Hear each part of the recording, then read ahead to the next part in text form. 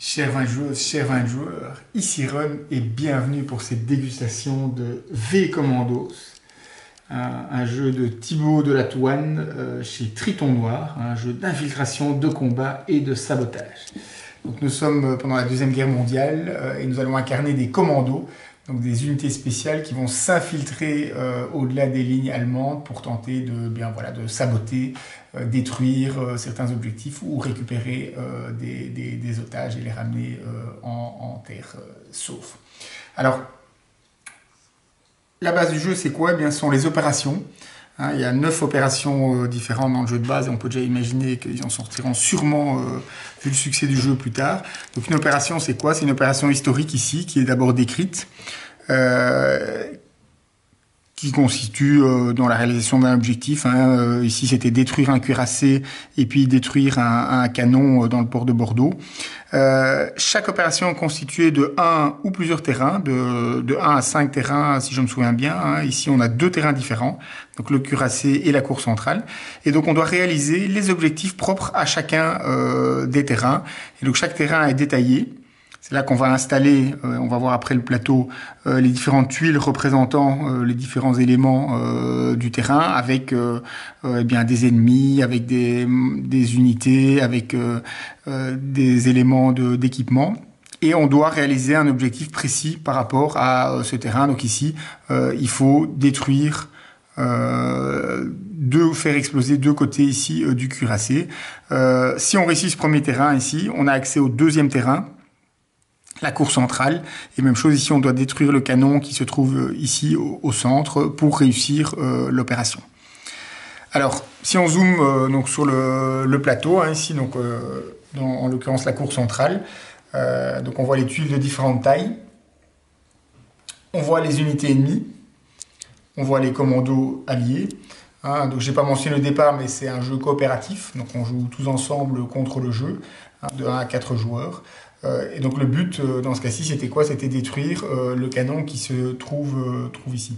Alors on va dire le centre du jeu est assez classique pour un jeu de ce type. Donc on va réaliser des actions en tant que commando, se déplacer, récolter du matériel qui est sur le terrain ou qui apparaît quand on tue un ennemi. On va tirer donc sur les ennemis pour les tuer. Et vice versa, les ennemis vont à la fois apparaître par les côtés où les renforts arrivent, se déplacer et puis tirer. On a des événements spéciaux qui vont arriver au début de chaque tour, donc on va tirer des cartes événements ici qui font que certaines choses particulières vont arriver et qui vont également indiquer la manière dont les unités ennemies vont se déplacer dans le terrain si elles ne voient pas un commando allié. Donc si elles voient un commando allié, elles vont évidemment se déplacer vers ce commando pour essayer de le tuer, lui tirer dessus.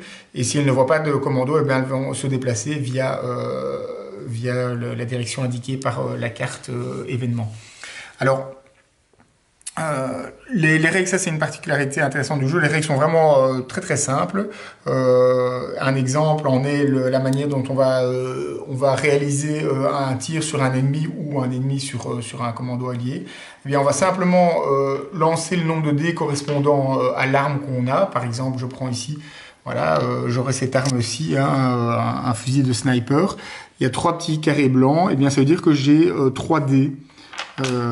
J'ai 3 dés, simplement de 1 à 6. Et pour réussir un jet, je dois simplement avoir minimum le chiffre indiqué en bas à droite de la tuile sur laquelle se trouve l'ennemi sur lequel je tire. Par exemple, si je veux tirer sur cette tuile-ci, l'ennemi qui est ici, eh bien, je dois faire au moins 4 avec un dé pour toucher l'ennemi qui se trouve sur cette tuile. Si je prends une tuile moyenne, je ne dois faire que, entre guillemets, 3. Et si je prends une grande tuile, je ne dois faire que 2. Et donc, la même règle vaut pour les unités ennemies, donc très très très simple à la base.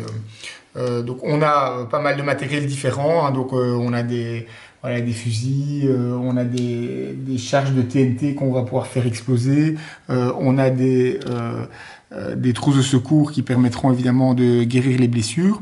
Alors chaque, je l'ai pas dit au début, mais donc chaque joueur va incarner un commando, donc une unité spéciale. Il y en a 5 différentes.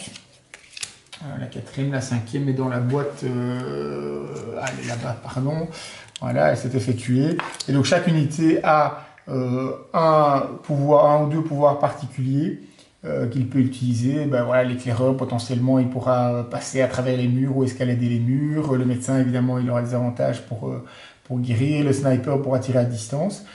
Il a une arme aussi qui lui est propre, qu'il garde. Et alors, il a toute une série d'espaces, ici deux, le sniper un peu plus, pour garder du matériel qu'il pourra récolter au fur et à mesure de l'avancée de l'opération.